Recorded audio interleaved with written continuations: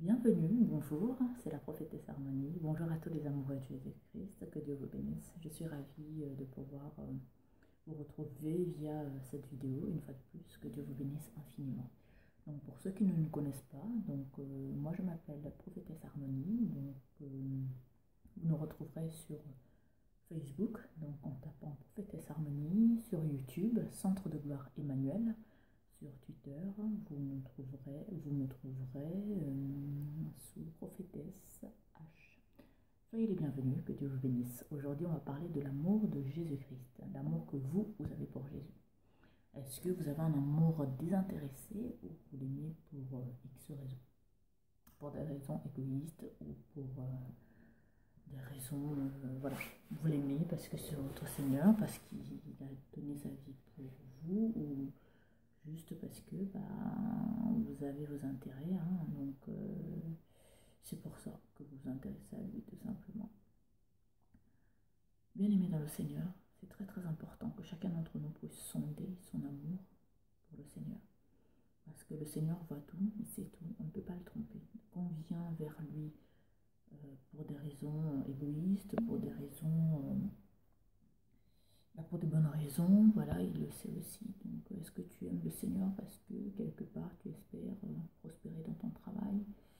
Tu as peur d'aller en enfer, donc du coup tu dis, bon, je m'intéresse à Jésus.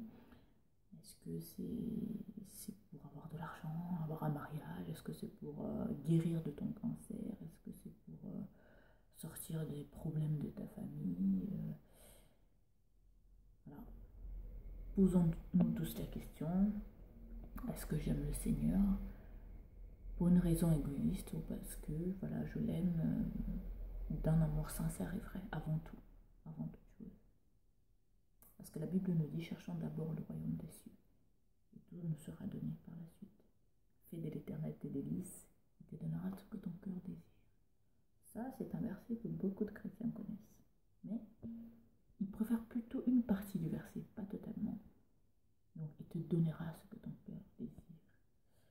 Alors, posons-nous la question, est-ce que j'aime le Seigneur parce qu'il va me donner quelque chose en retour, parce que je réussirai à avoir quelque chose de lui, ou je l'aime juste d'un amour sincère, désintéressé? Parce que si aujourd'hui tu te rends compte que tu t'es plus intéressé par le Seigneur parce qu'il y avait une fille qui t'intéressait, donc tu t'es dit, bon, elle veut un chrétien, donc je veux faire semblant de le devenir, ou faire semblant de m'intéresser à Jésus, après j'aurai la fille. Ou on vient vers le Seigneur parce qu'on nous a dit, bon, on va prospérer dans tel domaine, donc du coup on va essayer de s'intéresser à Jésus, ou on s'intéresse à lui d'abord pour sa personne, pour son sacrifice, pour son amour infini pour nous.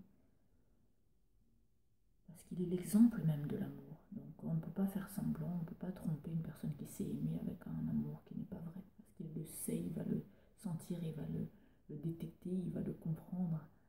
Donc je vous invite à prier. Parce que si vous vous retrouvez dans une situation où vous dites, ah ben mince, je pars à l'église parce que j'ai un intérêt. Je prie parce que je veux quelque chose en particulier en retour. C'est pas désintéressé. Alors à partir d'aujourd'hui, je t'invite à prier, à demander à Jésus de te donner un amour sincère pour lui, désintéressé.